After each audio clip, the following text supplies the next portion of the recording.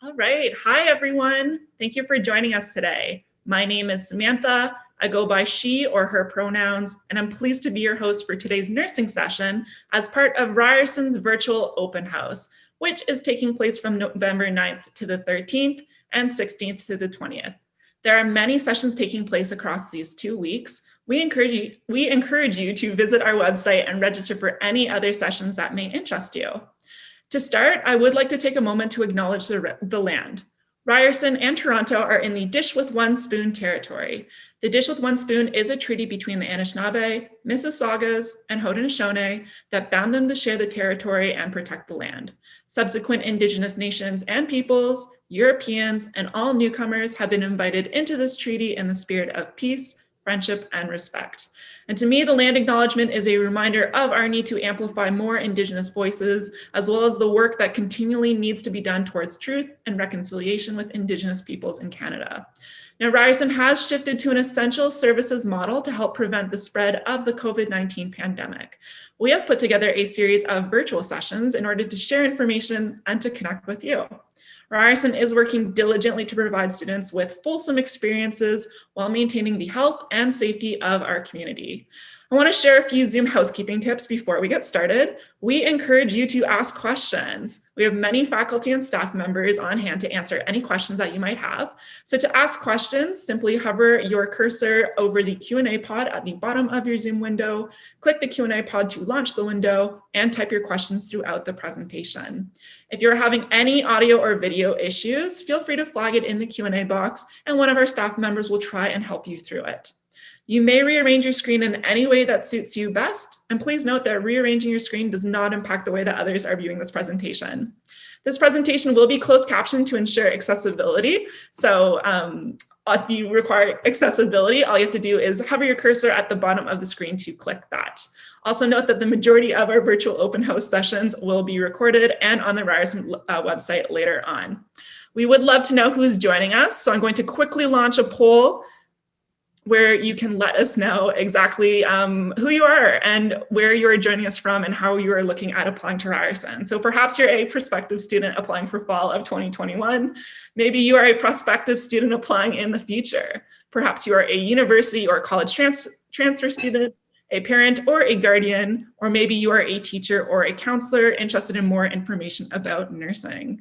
We've got answers flying in very fast, which I love. And that is one of the greatest things about having the virtual open house is we are able to connect with folks from across Canada as well as around the world. I'm going to end the poll in 1 second.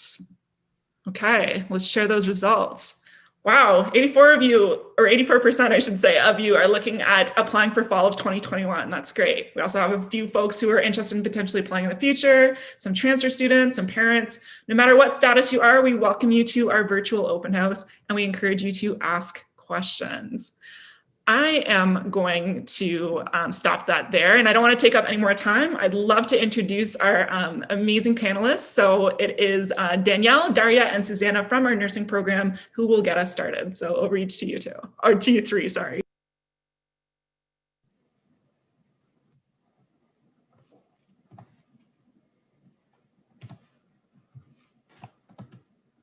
Hi, everyone. Thank you so much for joining us. You see there's a lot of you here, and we're so happy to have you. Thank you for your interest in the Nursing Collaborative Program at Ryerson. I would recommend that at the end or during it, that you guys actually check out our website, ryerson.ca/nursing. There's a lot of extra information where you can look directly at the curriculum, our placements, all that information for you to get to know a little bit more than what you might see here. So again, it's ryerson.ca/nursing. So before we go into the presentation, we're just going to go through the agenda to let you know what to expect during this open house. So we're going to introduce ourselves. I'll let you know who I am and who the other presenters are in just a moment. We're going to give you some information about the Daphne Cockrell School of Nursing in general. We'll talk about the curriculum overview, as well as our placements, career options in the nursing field, and finally admission requirements if you're looking to apply. So I'll start by introducing myself. My name is Danielle Totino. I am the Student Affairs Coordinator for years 1 and 3. So if you do decide to join in the fall 2021, you will be reaching out to me. I'm here to help with anything that you might have questions with, your schedule, enrollment. Even if you just have a question and you're not sure who to ask, I would be here to help. We also have with us here today our Associate Director, Daria Remenuk. And Daria, if you'd like to just say maybe a few sentences about what you do.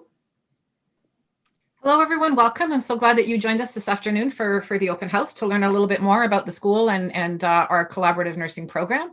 My role as the Associate Director of the program is to oversee the work that goes on, to interact with faculty and students with the aim of making sure that the program is offered consistently at all 3 sites. That's an important hallmark of our program, and that everyone has what they need to do the work that they need to do. I'm there to support students, to support faculty, and to help us always move forward and think about what we can do to make the program the best that it can be. Thank you, Daria. We also have with us today the manager of the Central Placement Office, Susanna Neves Silva. Susanna, if you'd like to say a few words about yourself as well. Hello, good afternoon, everybody. My name is Susanna Neves Silva, and I am the manager of the Central Placement Office and the Simulation Lab as well. I oversee a group of placement coordinators and professional practice and simulation coordinators who will work with you throughout the 4 years of the program in connecting and finding your clinical placements, as well as providing the simulation experiences and clinical skills experiences that you'll be practicing before actually going out into the clinical field. Thank you, Susanna. And we also have with us today the Senior Admissions Officer, Heather Palmer-Saitone. Heather, if you'd just like to say a few words about yourself as well. Sure. Good afternoon, everyone. I am the Senior Admissions Officer for the nursing program, and I'm here basically to try and field most of your questions around the application process, competitive averages and ranges needed for admission, and I'll be chatting again with you to the latter end of the presentation. Thank you. Thank you very much, Heather. Okay, so I'm going to turn it over to Daria, who's going to tell you just a little bit more about the Daphne Cockrell School of Nursing. Thank you, Danielle. Okay, so the Daphne Cockrell School of Nursing offers several programs. And of course, today we're here to talk about the collaborative nursing degree program. So the Ryerson Centennial George Brown Collaborative Nursing Degree Program first started in 2001. We accepted the first class of students. And this program prepares nurses who can practice in a variety of settings, acute care settings in hospitals, chronic care settings, community settings, home care settings, anywhere that an entry-level new graduate nurse can practice, our graduates can find themselves a way to contribute to this profession. Once you've completed your Bachelor of Science in Nursing degree, you can write the CNO's registration exam, which currently is called the NCLEX exam.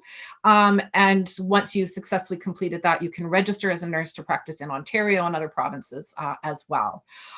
We use a variety of approaches to learning, and that includes their traditional lecture approach, but we spend a lot of time in labs. We spent time doing simulations, both online and in person, and try to give our students as many different kinds of experiences as possible. And Susanna will later on tell you a bit more detail about placement opportunities.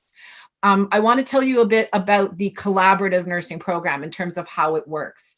So the collaborative nursing degree program accepts students into year 1 at any of our 3 sites. So you can start at Ryerson, you can start at George Brown, or you can start at Centennial.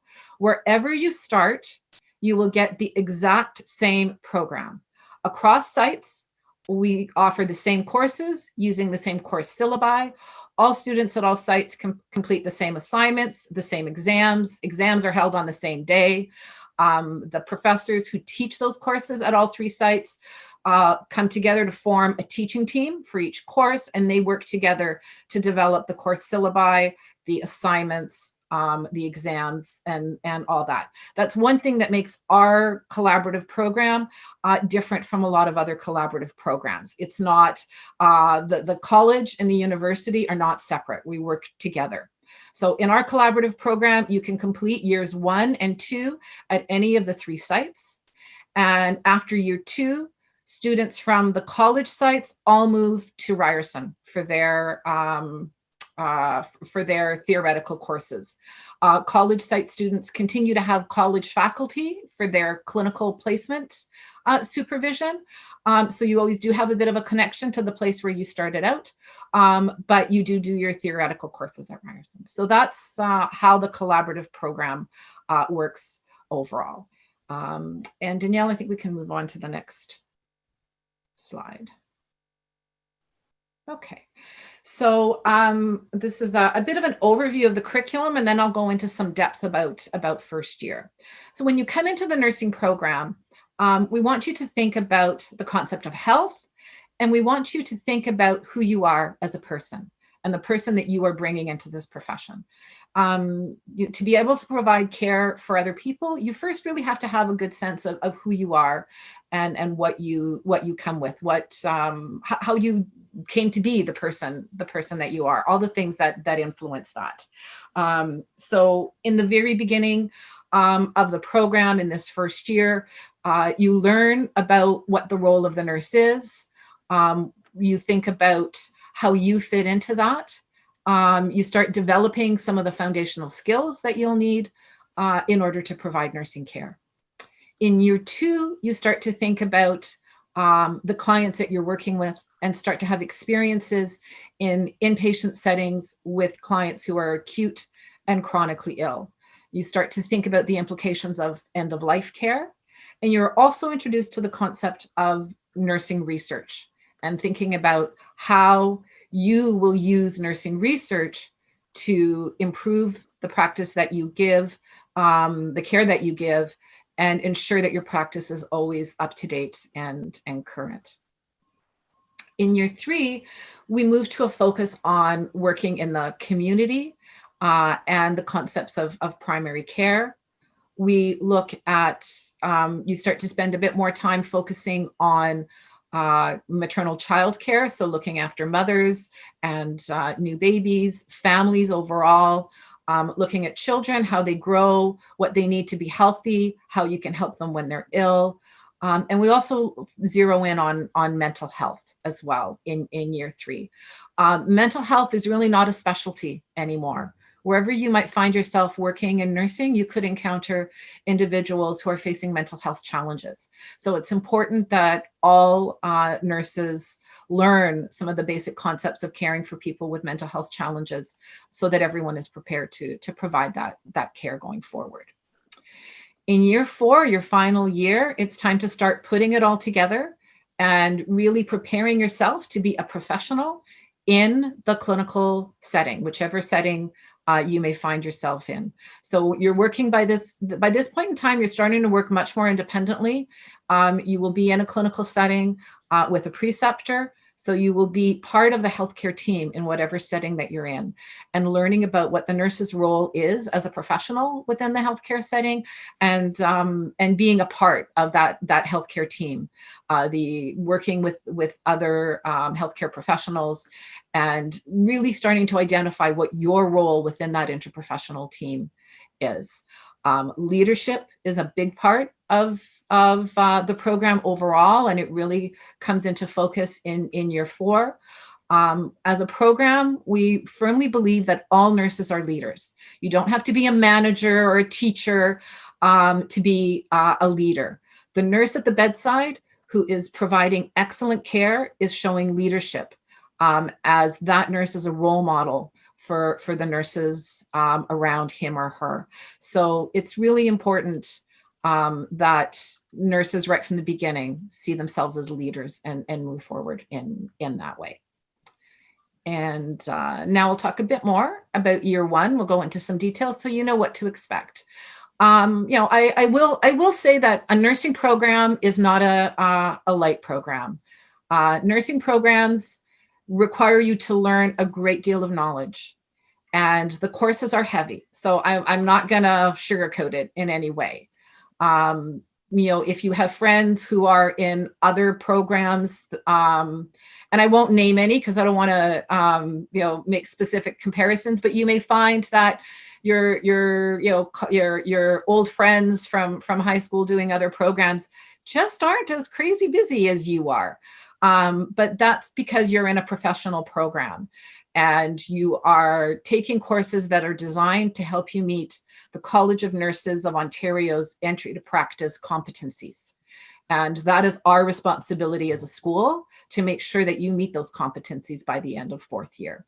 And so that takes a lot of time and effort on your part, but we are, as your faculty, are always here to support you through that. So you're not alone, and you've got people in the placement office, Susanna and her team. You've got student advisors such as Danielle to help you through this. So when you start in 1st year, all the courses are 1 semester courses. And biology is an important course in 1st year. There are 2 biology courses, and one is connected to the other. You need to complete successfully BLG 101 in order to take BLG 111. And I think it goes without saying that every nurse needs to have a good understanding of the human body, how it's put together and how it works. Because when things go wrong, you have to understand first how things are supposed to be going right.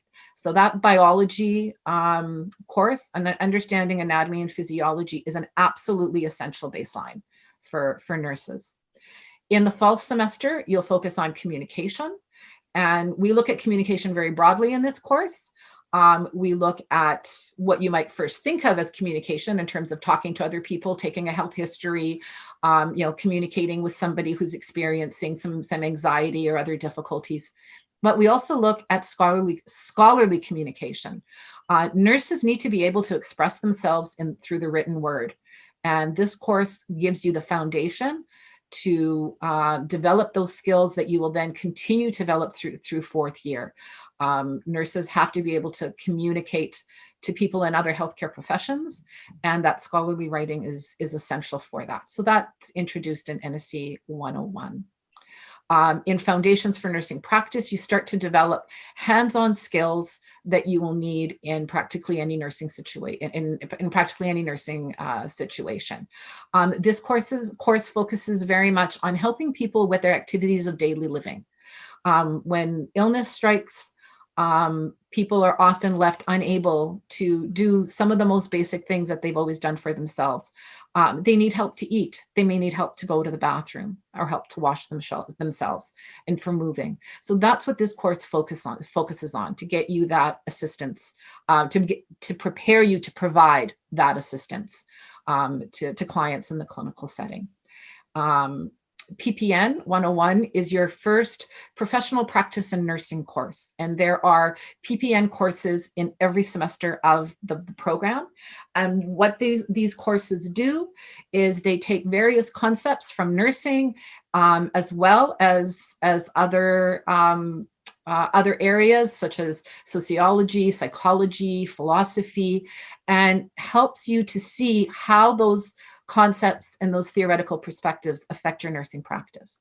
So in the fall, you start to learn about what it means to be a nurse, what nursing is as a profession.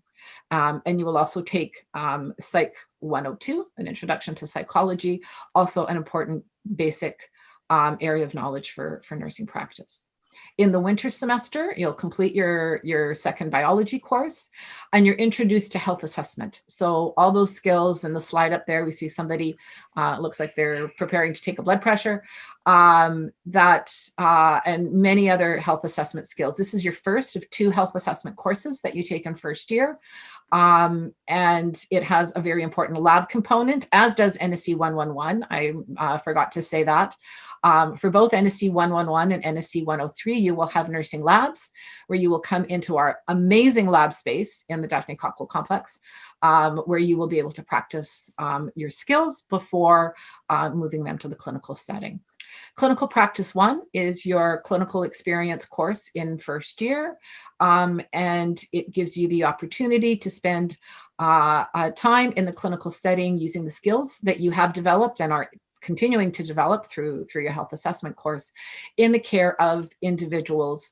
Largely it's in long-term care settings. So we're looking at elderly people who need assistance with their activities of daily living, and give you a good introduction to nursing care in clinical practice. And then finally, your second professional practice and nursing course, health, wellness, and the role of the nurse. You start looking at what it means to have a therapeutic relationship with the client. You look at what it means to provide care to an elderly individual in particular. Whatever area in nursing that you work in, with the exception of, labor delivery, obstetrics, and pediatrics, you will almost certainly be caring for elderly individuals. So it's an important area for you to focus on, and many other concepts that you'll examine for you to understand what your role is in providing nursing care.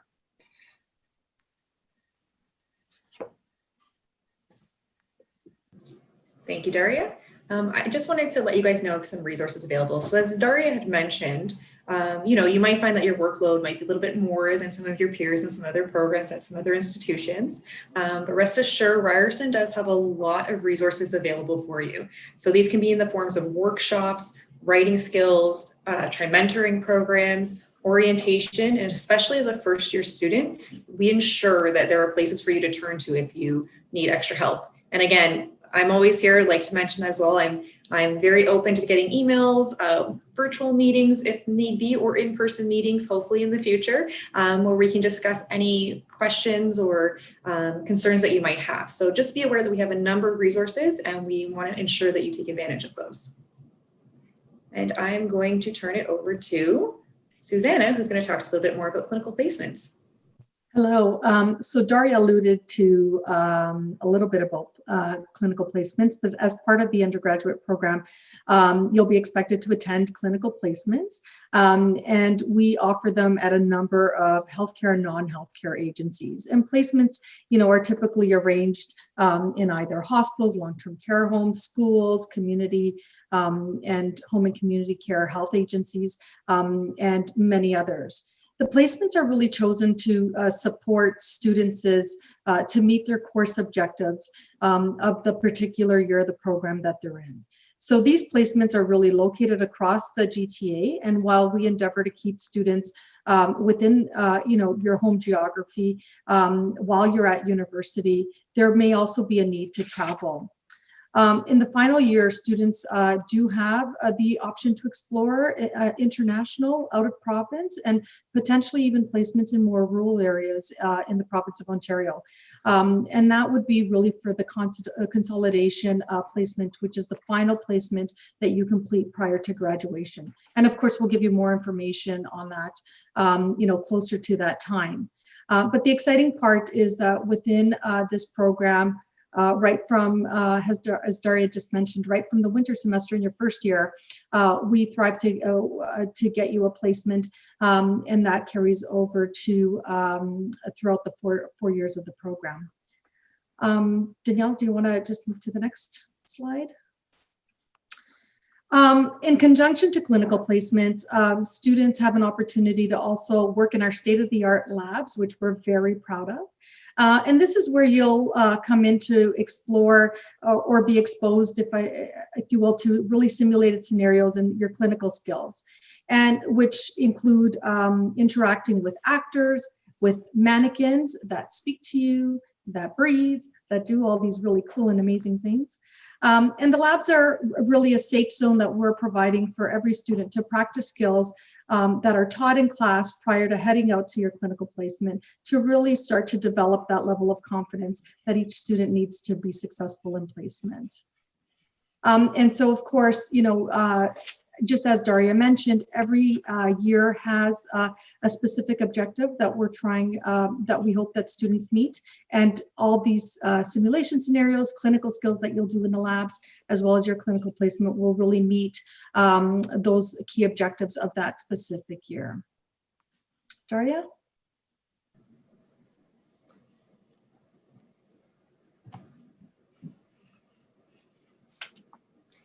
I'm just going to turn it over to Daria, who's going to talk to you a little bit more about your careers and nursing options. Okay. So, there's nothing like a COVID pandemic to show us how essential nurses are to the healthcare system. We really do provide care in many, many different settings. And as I said earlier, our program, a bachelor's degree in nursing as a registered nurse, gives you many, many options in terms of career possibilities as you move forward. So a lot of nurses choose to work in the community. Very much a focus, often it's a focus on health. So doing things like well baby visits with mothers, providing different kinds of health focused support through a role in public health. But the community also often involves looking after people who do have health problems and providing them with support in their home or perhaps in a clinic, in a hospital where clients with chronic problems come in for care, for visits. So there are a wide variety of opportunities for nurses in the community. Of course, hospitals, acute care, chronic settings will always be an option for nurses. Nurses graduating with a baccalaureate degree as an RN graduate as a generalist. So you're not a specialist in any way. A nurse who has just graduated is expected to be able to work in any setting in the hospital. However, some settings do require additional education beyond the undergraduate degree. So, for example, intensive care nursing sometimes may require a certificate. Sometimes emergency nursing may require additional education, and certainly working in the OR may require some additional education. And sometimes people are hired on in some of those settings and work while they complete that education as well. Nurses can also teach nursing. It's important to prepare the next generation of nurses. We will always need nurses. We know that nurses will be retiring in the future and will need, be constantly needing new graduates. So a role in nursing education is a great way to contribute to the continuation of the profession and have an influence on the care that new nurses provide. Nursing research is also something to be considered. There may be opportunities even as an undergraduate to work with some faculty as a research assistant, but doing research generally requires graduate preparation, so going on to a master's degree or be on to a PhD, and to nursing education also requires that additional preparation in terms of completing a master's degree or going on to a PhD. But there are lots of different opportunities. There are more research opportunities in hospitals now as well. Universities provide research opportunities. So that is always an option for you as well. And, anywhere in the world, nurses are needed. There are so many global health possibilities for nursing these days, whether you want to be a travel nurse and work in hospitals in different areas or provide care that's more specific to communities. There are a variety of different opportunities that you would be qualified for around the globe. So nursing really does give you a world of possibilities in terms of how to use the education that you're provided with in this program. Thank you very much, Daria. And finally, we're going to just turn it over to Heather, who's going to talk to you a little bit more about the admission requirements if you're interested in applying. Hi, everyone. Thank you so much for joining us this afternoon. So I've also been actually sitting on the panel answering a number of questions that are admissions related.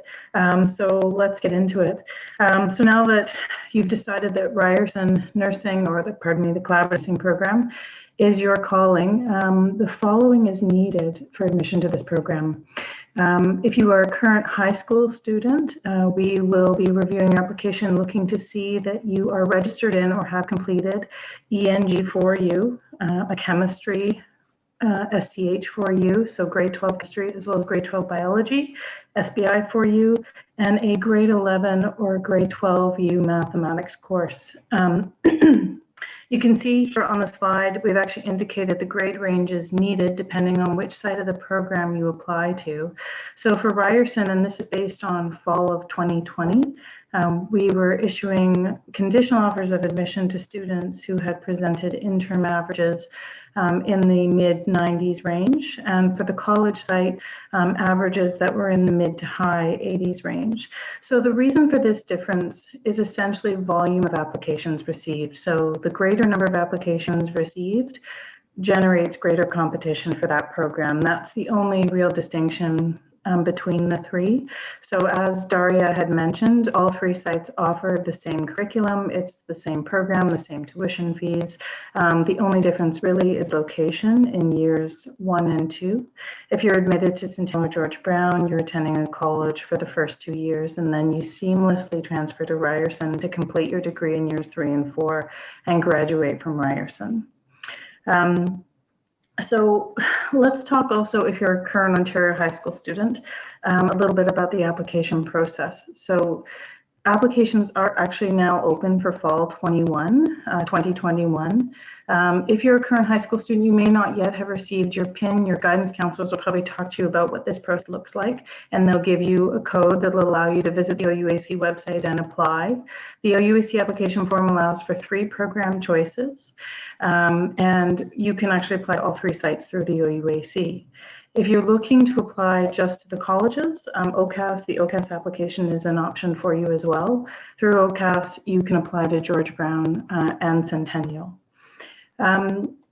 A lot of the questions I was seeing today, and I'm going to just talk a little bit more about high school students for the moment, and then I'm going to move over to mature applicants. Some of the questions are often about, are you looking at my grade 11 grades? And quadrant questions. So I know this year has presented a few more challenges for students around the courses. But you're going to be receiving information from your guidance counselors after you apply. They're going to forward all of your grades to us, interim grades, as well as what courses you're registered for and going to take in the following year. That information hasn't started to come to us. It will closer to November and December. We'll start to review, or it is November rather, sorry, December, we'll start to review that. And early admission decisions can be based, I do only release a small number of them based on grade 11 grades, your interim grade 11 average, or your final grade 11 average rather, and proof of registration in the grade 12 subject prerequisites and 612 UNM level courses. So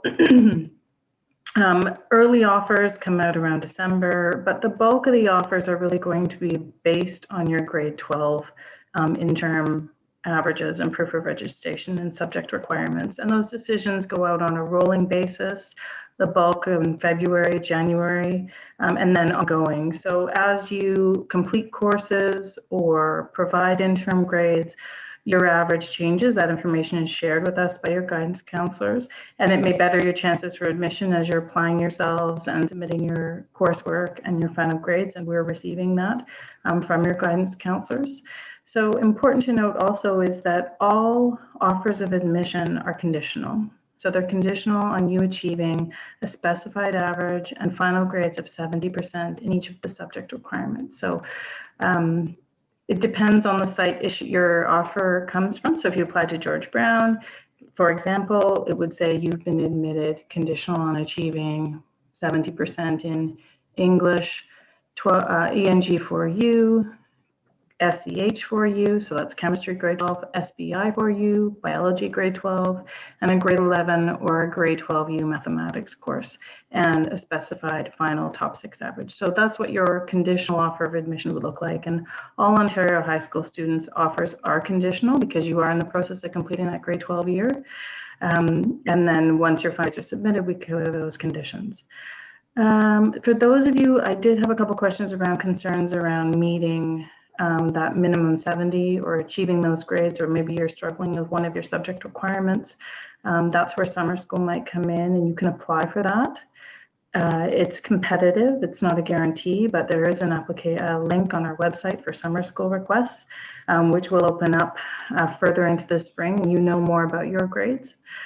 The other piece and I guess I'll touch on mature applicants. Mature applicants, we receive a large number of them.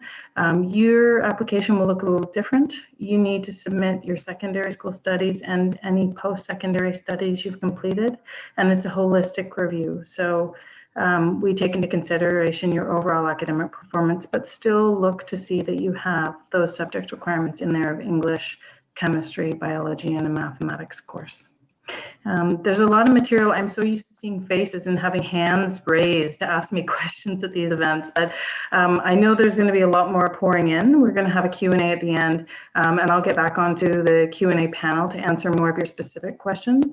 I hope that's addressed some of your more general concerns, but by all means, if you have more questions or concerns, please drop them into the Q&A, and I'm happy to answer them for you. Thank you very much, Heather. That was very informative. We would just like to say thank you for all of you guys for attending. We do have some social media accounts if you'd like to follow us. We have a Twitter account at NursingRU and an Instagram account, which is just NursingRU. So feel free to look us up and give us a follow. Thank you, Danielle and team. I've been behind the scenes answering some questions with the rest of the team, and there are a lot of questions that came up that were repeated. So we thought you could perhaps help us answer some of those live. The first one that I wanted to bring up is the Casper Test. 20 people were asking about the Casper Test. What is it? Do we need to do it? Is it required for Ryerson?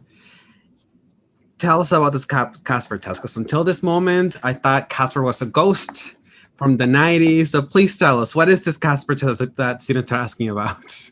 Okay, that's a question that I can answer. The short answer about the Casper Test for Ryerson is no. We do not use Casper as part of our admission process. Our admission process is focused, as Heather said, solely on your grades. So just for those of you who are wondering, Casper is it's an online test that I think it looks at your interaction with people and sort of how you respond in certain situations. And some schools use it to contribute to their admission requirements. We do not. So you do not need Casper to apply to Ryerson. Awesome. Thank you for clearing that up. There were also a lot of students that were interested in perinatal nursing or neonatal nursing, and they said that there were going to be opportunities to learn more about that within the program. What would you say to those students?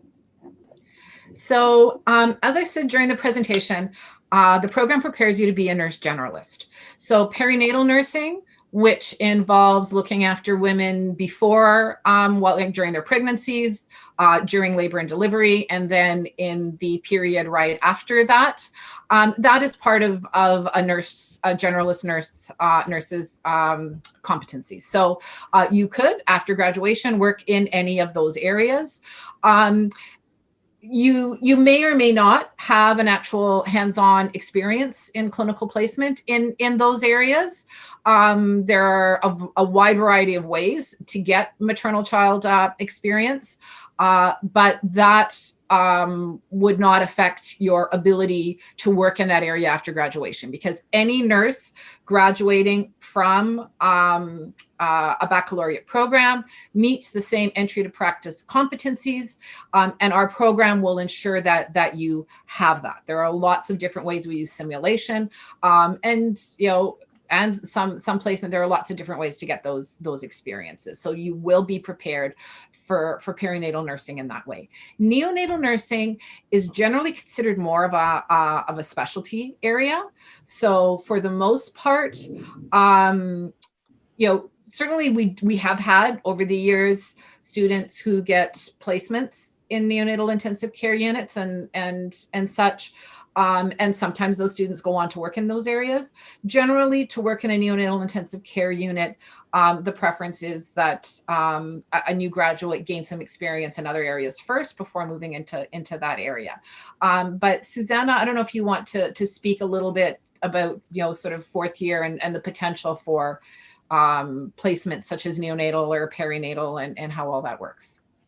Yeah, so we do have affiliation agreements with hospitals that do have, these specific services that they're in their agencies or their organizations. Many of them, because the interest is so high, I think everybody that comes into the program either wants to be a pediatric nurse, an obstetric nurse, and something in and around that.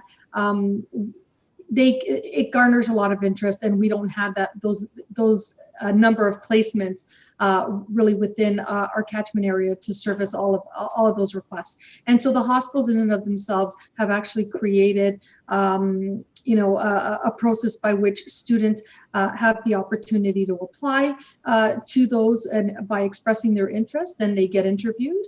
And so they also help us out in a very fair manner to give students those opportunities. And so those opportunities typically come in the fourth year. As you've had a bit more experience in the program and are really on your way out of the program, those opportunities are available. That's really helpful. Thank you.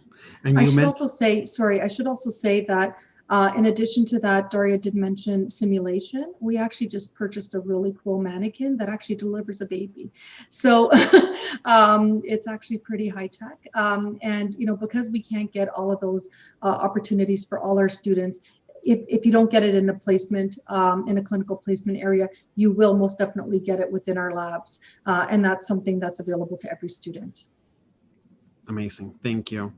You mentioned placement a couple of times, and I think that's a perfect segue to the next question, which is how much say do students have around what placement they get? Daria, do you want me to start? Yeah, I think that's perfect. So in terms of the placements, we definitely, like I mentioned earlier, we look at all the course objectives for that particular year, and we try to find placement areas that will help, that will give that experience to the student and help them meet those objectives. So when you get into I should start by saying year 1 and 2, students are going in a group format. And so typically there is not much of a choice in terms of where students are getting placed. We typically look at your sort of geography, and we try to find placements in that area for students, and you're going in groups with a clinical instructor. For year 3 and 4, students are going into placement on their own. There is a faculty advisor. There may be another student that also goes into the same placement, but not necessarily in the same format that you would go in if you're in first and second year. In preparation for the 3rd and the 4th year clinical placements, our placement coordinators will be send out students what we call an interest, sort of an express of interest form, where you give us some information in terms of what areas are you interested in, based on the placements that we have available. And then we try to link up the students based on that. So although it's not guaranteed that the area of interest, will be exactly what you get, that is definitely what we work towards. And when you can't get a placement in your area of interest, we do find an alternative, again, to help people meet sort of the objectives of the course. So you're expressing your interest, but not necessarily choosing your placement. And that's because of the way that we also work with our placement agencies in hospitals and long-term care homes and home community care agencies. Great. Do you want to add? No, I think you've pretty well covered it. Thank you. Another question that came up was around further education after nursing. Somebody asked if they could go to med school. Somebody asked what are some of the specialties that some students go to take after they finish their nursing degree. Do you think you can speak a little bit about that? Yep, I can speak to that a little bit. In terms of going to med school, we certainly have had graduates who have gone on to do that. But in terms of whether nursing is good preparation for med school, that's a question you need to ask the med schools, because they know what kind of candidate they're looking for and what kind of preparation. So certainly we will prepare you to be an excellent nurse, and then the med schools can just determine if that preparation is what they're looking for in terms of a medical student. We are nurses, and we are very proud of what we do as nursing, and we think that nursing is a great career, and it is different from medicine. It is not a stepping stone to medicine. It is not lesser than medicine. It is the other side of the coin, is the way I look at it. Nursing and medicine work together. And so that's something to think about. I've certainly seen students who've come in thinking they might want to go into medicine and realizing that they can do a lot more as a nurse than they thought they could, and decide to stay. So there, I'll get off my soapbox there. In terms of other opportunities, there are lots of things you can do after you graduate. So as I said, you can go on to graduate school. So a lot of our students go on to do master's degrees in nursing. That opens up a lot of possibilities for you in many different areas. Often a lot of acute care settings look for a master's degree preparation for administrative roles, for education roles within the hospital. So there's continuing education for nurses in hospitals all the time. Nursing is constantly changing. And so there are education roles within the hospital that are open to you with a master's degree. As I said, teaching at the college or university level, clinical instructors would require a master's degree. So, and you can also do advanced practice roles in the hospital. So a role such as a clinical nurse specialist, where you provide support to nursing staff as well as clients in a more focused way, using the additional knowledge and skill that you have in terms of understanding nursing evidence through research and developing your work that way. You can go on to do a PhD, to do research, and to do teaching at the university level. There are also certificates that nurses may pursue. So to work in, as I said, operating room, intensive care, emergency, there are neonatal intensive care. There are a wide variety of certificates usually offered by the colleges that nurses can pursue as well. So nursing can be preparation for a wide variety of, the undergraduate nursing degree can be a preparation for a wide variety of work experiences in nursing and other fields as well. Thank you. And are there particular specialties that students tend to go into other than that you can think of? So like, can students go into pediatrics, like to study after? I'm not familiar, so I'm just wondering myself as well. Yeah. I mean, certainly a new graduate from the program can work in a pediatric setting. Lots of our graduates are hired in places like sick kids or pediatric units in community hospitals. There are different courses that you can take to enhance your knowledge of pediatric nursing. We have, for example, one professional development course that we offer through the Chang School that focuses on pediatric health assessment. And that's not a course that you can take towards a degree, but if you are working in the pediatric setting, it can help you refine those skills. But with, as I said, a generalist is prepared to provide care to people at all stages in terms of growth and development, and in a wide variety of areas without the need for additional education. So you have a lot of opportunities available to you upon completing this degree and successfully completing the registration exam. Amazing, thank you.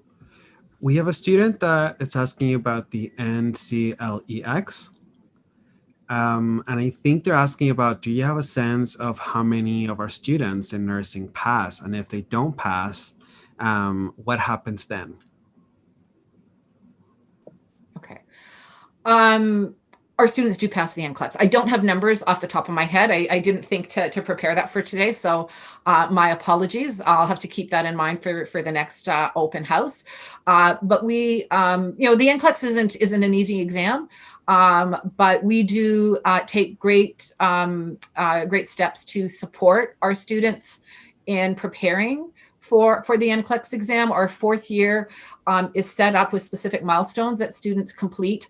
We use a resource called HESI. It's HESI. I don't remember what the acronym stands for, but it's a series of tests that sort of mimic the NCLEX, and more importantly, they give students feedback on what their areas of strength are, as well as what their areas for the development are. So, and that helps you to focus your studying as you move forward. And we have found that the more we've used the HESI and made better use of it, the better our exam scores have been. So you will be prepared to write the NCLEX. And you do get more than one chance for the NCLEX. I would direct you to the College of Nurses of Ontario website to better understand that process in terms of registration. But so we will prepare you to write the NCLEX. Yes, certainly some people need more than one try, but that is part of the process. Amazing, thank you. There was a question around, and I think some students will be thinking about this, and it's kind of like coming through, is just about who would you consider the perfect applicant? And knowing that a lot of this is based on marks, but in general, as a whole, who do you think would make a good applicant, who makes it through the program? Just to give people a good sense of who they'll be amongst if and when they get accepted. Well, nurses work in a lot of different areas, and that's because nurses are a lot of different kinds of people. I don't think we can say there's any one particular type for a nurse. Nursing provides you with the opportunity to work in a lot of different fields where, as you get to know yourself, you can identify what kind of nursing works for you. So, for example, some people really like that sort of the change and the constant sort of challenge that comes in an emergency room, where you're looking after a large number of people through the course of the day, and they'll come in of different age groups and different needs, and that variety and sort of constant change is challenging and helps to keep them going. Other people prefer settings where you really get to know the patient, where they might be in the setting for a longer period of time, and establishing that long-term relationship with the client is an important part of your care. So some people are better suited to that. Certainly, some people find that there's a particular age group that they particularly like to work with. I think overall, in any setting, nurses do need to be able to take a wide range of information, a broad knowledge base, and put it together to determine what's needed for this particular client. So in our program, we really emphasize the need to plan your nursing care from the client's perspective. That, two people could be admitted to the hospital with the exact same diagnosis, but because they are very different people, their needs will be very different. And so the care that you provide has to reflect that.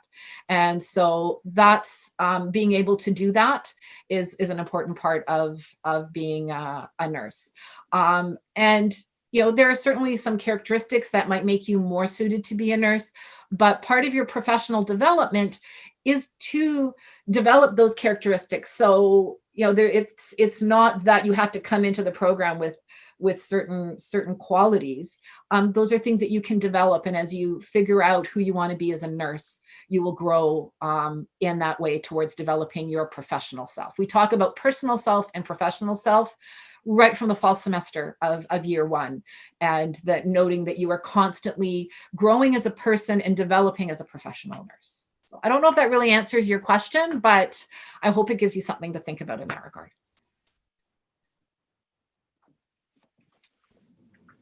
Thank you, Daria. And I'm going to throw it over to our host to help us wrap the session up. Amazing. Well, thank you all so much. I know that we have quite a few questions still need to be answered. So fear not, folks. We are working as hard as we can to get through the questions that are pouring in. And it's so exciting to see so much excitement over the program. But I really do want to thank our amazing panelists. So Susanna, Daria, Danielle, and Danny for just going through that information and really giving us more details about what your life is going to look like as a nursing student at Ryerson University. So thank you so much.